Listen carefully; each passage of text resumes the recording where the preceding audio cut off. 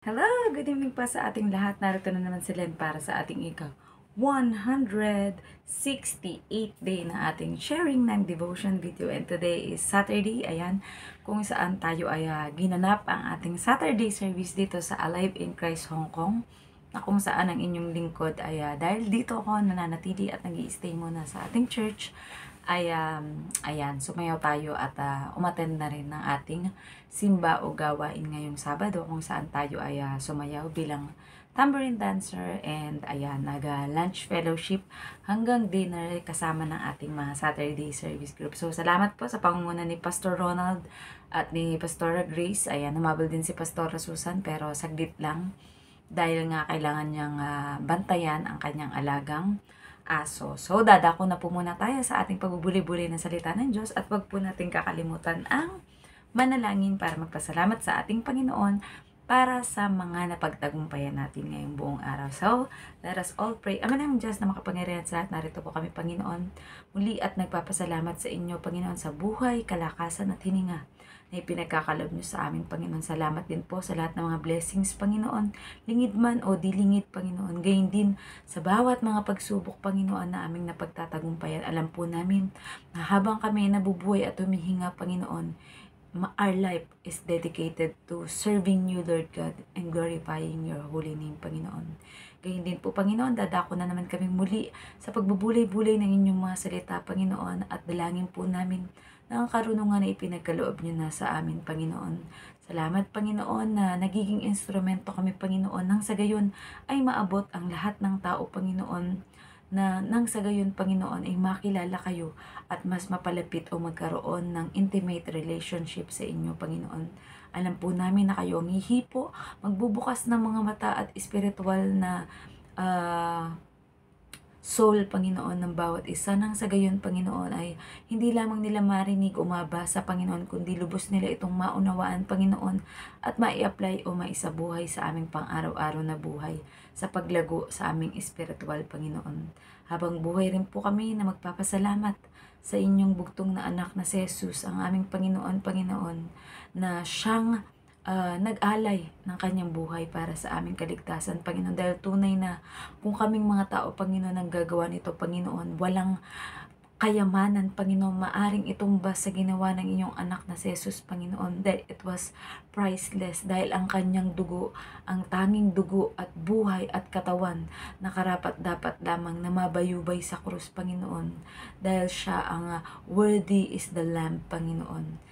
Ngayon din po, Panginoon, nagdadalangin po namin at nagpapasalamat kami sa banal na Espiritu na siyang lumulukob sa bawat isa sa amin, Panginoon. Nang sa gayon, Panginoon, ay makapamuhay kami ng naaayon sa inyong kalooban, Panginoon, at nag-i-intercede sa bawat mga panalangin at secret petition namin sa inyo, Panginoon.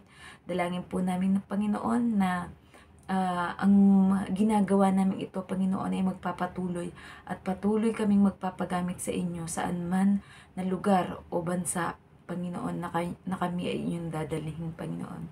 Dalangin po namin ang pag-iingat sa bawat isa sa amin, Panginoon, at ang inyong mga provision, Panginoon, at mga pagpapala, Panginoon, na inilaan para sa mga anak ninyo na nagmamahal, patuloy na nananalig at sumasampalataya sa inyo at walang ibang inaasahan kundi kayo lamang na aming Abba Father.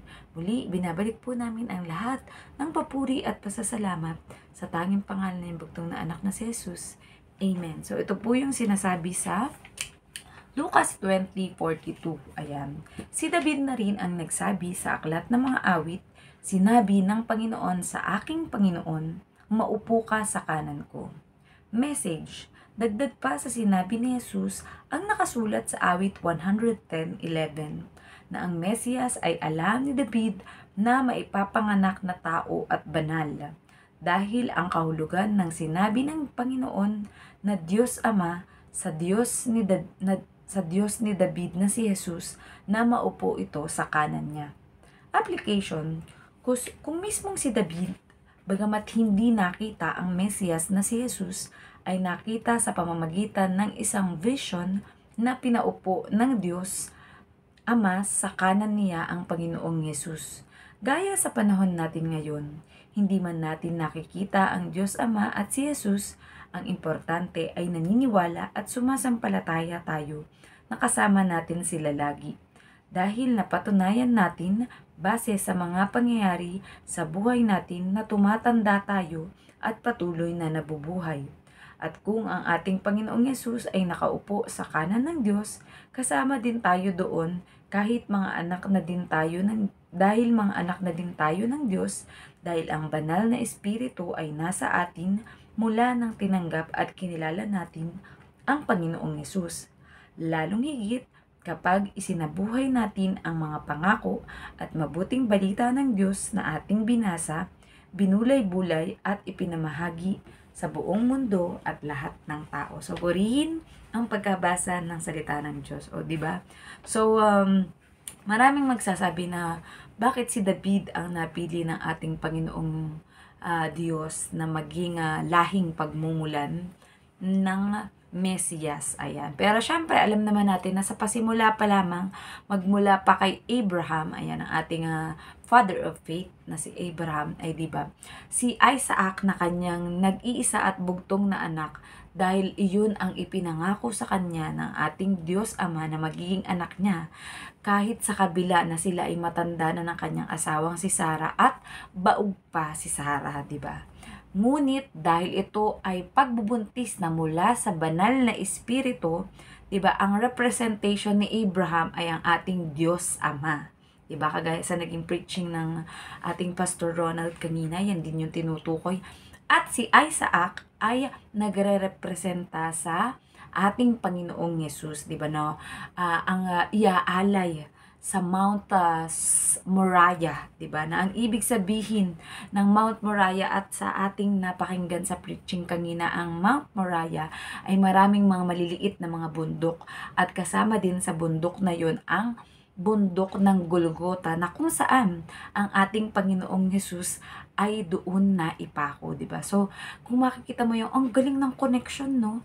From mula sa kay Abraham na father of faith, 'di ba? Na doon pa lang ipinakita na talagang kumikilos ang Diyos sa pamamagitan ng isang himala, 'di ba? Sa pagkakapanganak at pagdadalang tao ni Maria sa ating Panginoong Hesus ay ito rin ay by a virgin birth, 'di ba? Dahil hindi pa sila nagtatabi o nagsisiping ng kanyang mapapangasawa or fiancé pa lang na si Jose, 'di ba? So, yun yung makikita mong greatest connection. Ang galing, no? Mula kay Abraham tapos sa kanyang nag-iisang anak na via the divine na pagkakaloob ng ating Diyos ay naipanganak at naging anak nila si Isaac, 'di ba? At mula kay Isaac hanggang kay ano ba ang ng anak niya? Abraham, Isaac at Jacob. Ayan. Sorry naman po. Ayan. Sa kay Jacob, doon nagmula, ayan, hanggang nagpasalin-salin na from Judah, 'di ba? Kaya nga ating Panginoong Yesus ay Lion of Judah, ay dahil sa kanyang pagrepent sa kabila ng kanyang pagkakasala at pagbebenta sa kanyang kapatid na si Joseph the Dreamer, 'di ba? Ay siya pa rin ang ginamit, sa kanyang lahi nagmula ang ating Panginoong Yesus. So, may iba mako-confuse sa inyo na bakit from David, tapos napunta naman kay Judah, 'di ba? Si Judah kasi ay nasa Old Testament. Ay parehas naman sila ni King David, pero mas nauna si Judah kasi sila yung sa mga lipi ng Israel, 'di ba? Bago si King David. Ayan. So si King David naman is a man after God's own heart, 'di ba? Na kahit ayan nagkaroon din siya ng pagkakasala, adultery with Bathsheba, pero sa mga lahi pa rin ni David nagmula ang ating Panginoong Yesus o Mesiyas, na kung saan yung tinutukoy nga dito sa awit 110:11, na kung saan ay sinasabi na naging na-visualize na ni David, ayan, kahit hindi man niya nakita physically ang ating Panginoong Yesus, ay alam niya na ang Messiah, which is sinabi ng Diyos Ama na ang Panginoon ay sinabi sa kanyang Panginoon, which is Panginoon ni David, na ating Panginoong Yesus na mupo ito sa kanan ng ating Diyos Ama, 'di ba? So doon pa lang nakita niya na kumbaga assured si David na sa lahi niya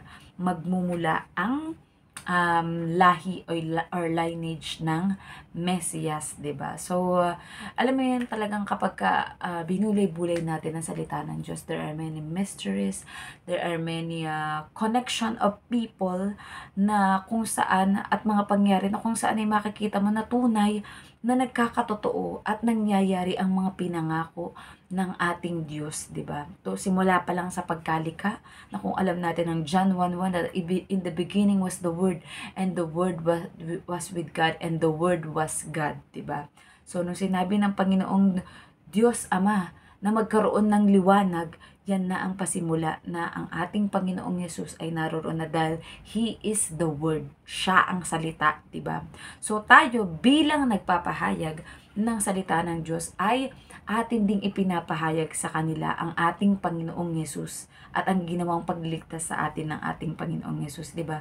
So we are making the word effective, proven, and the word is really true, 'di ba? Kaya nga sabi, Jesus is the way, the truth, and the life. No one comes to the Father except through our Lord Jesus Christ. So kung hindi ka pa tumatanggap sa ating Panginoong Yesus bilang Diyos at tagapagligtas at hindi mo sineseryoso ang iyong relasyon at pagkakilala sa ating Panginoong Yesus, kapatid, ito na ang oras at panahon na ang Diyos ay nananawagan sa iyo, sa iyong puso, sa iyong isip at sa iyong kaluluwa.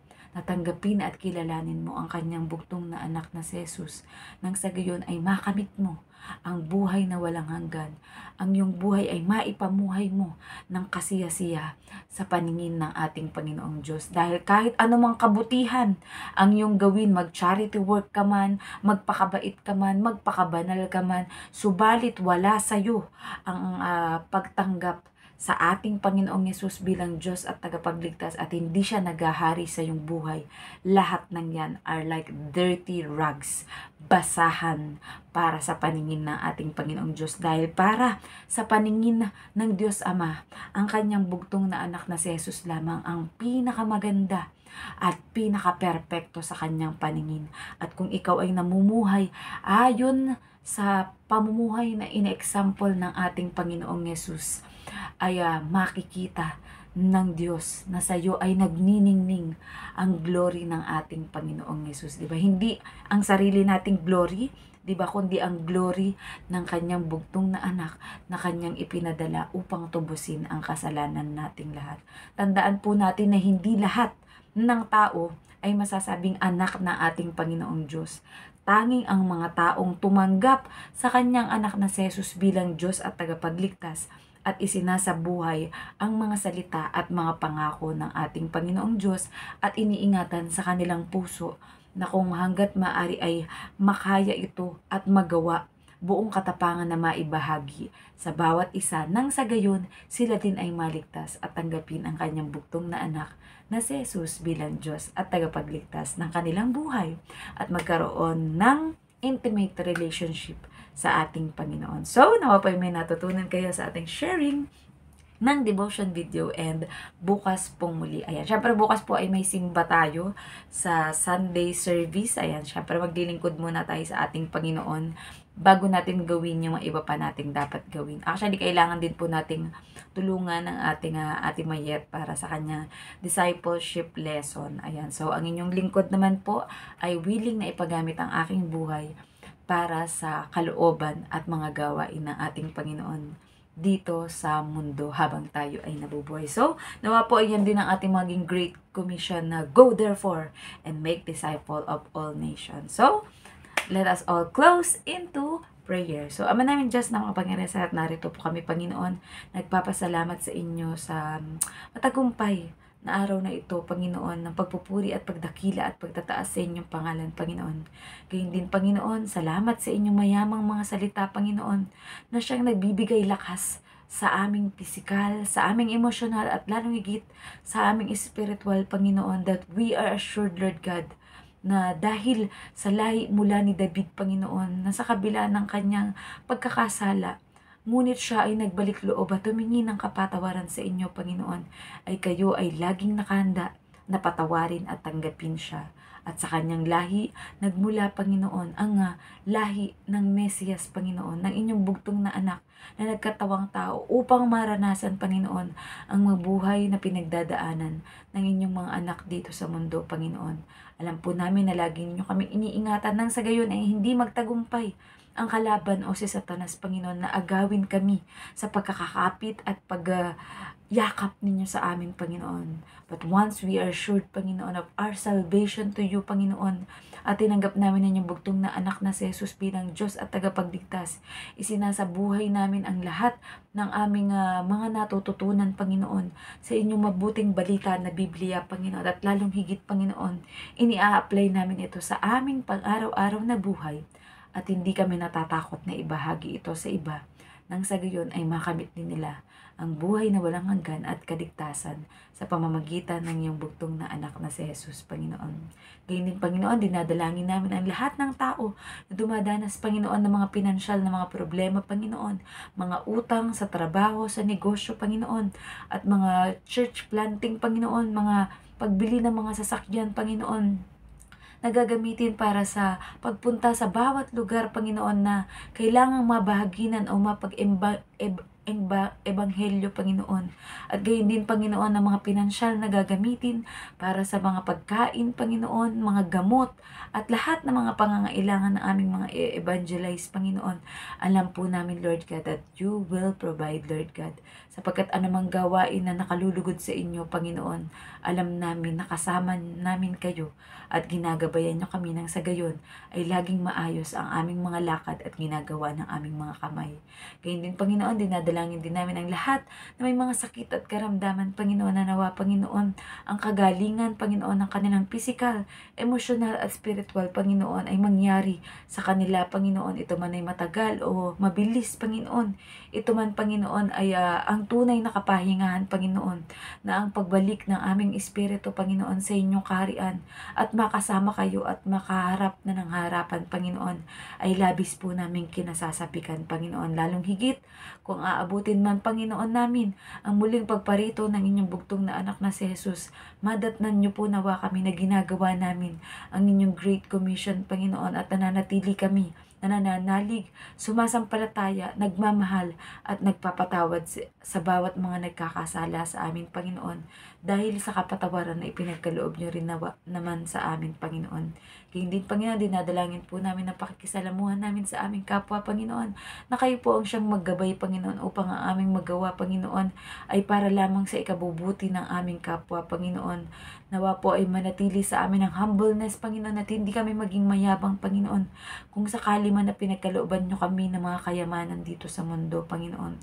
Dinadalangin din po namin, Panginoon, lahat ng mga pastors, priests, evangelists, prophets, Panginoon, teachers, even mga normal na tao, Panginoon, na kagaya ng inyong lingkod, Panginoon, na wala mang katungkulan, Panginoon. Ngunit alam po namin, Panginoon, na once na inialay namin ang aming buhay, Panginoon, na maglingkod sa inyo, Panginoon, na ito ay masamyong handog para sa inyo at lubos ninyong ikinatutuwa, Panginoon.